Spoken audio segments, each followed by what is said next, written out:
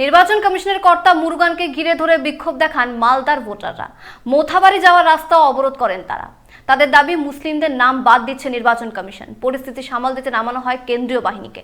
পঞ্চম সাপ্লিমেন্টারি তালিকা প্রকাশ করল নির্বাচন কমিশন। এই তালিকাতেও বহু সংখ্যালঘু ভোটারের নাম বাদ পড়েছে। প্রতিবাদে মালদার ইংরেজবাজারে নির্বাচন কমিশনের পর্যবেক্ষক মুরুগানকে ঘিরে বিক্ষোভ দেখায় মানুষ। মোথাবাড়ি যাওয়ার রাস্তা পুরোপুরি বন্ধ করে দেওয়া হয়। আপনার ছেলের নাম আছে?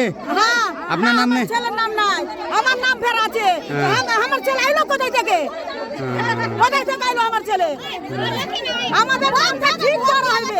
আমাদের যতটা বৈধ ভোটারের নাম বাদ গেছে, সমস্ত বৈধ ভোটারের নাম ফিরিয়ে দিতে হবে। কতজনের বাদ গিয়েছে? 586 জনের আমাদের এখানে দুটো বুথ আছে, 68 নম্বর বুথ আর 67 নম্বর বুথ।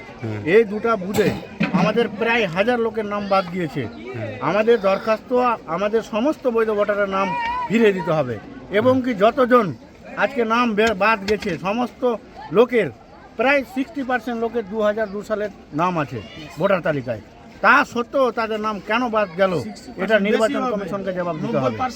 এই দাবি আমরা রাখছি এবং সমস্ত ভোটারকে আমাদের নাম তুলে দিতে হবে ভোটার লিস্টে। হয়ে যাচ্ছে, আমাদের ভোট দিতে পারছে না, সেই জন্য ভোটের নাম লিস্টে নাম নাই, এই জন্য আমাদের বন্ধ করেছে এলাকার লোক। আমরা সবাই মিলে এটা পালন করছি আর কি।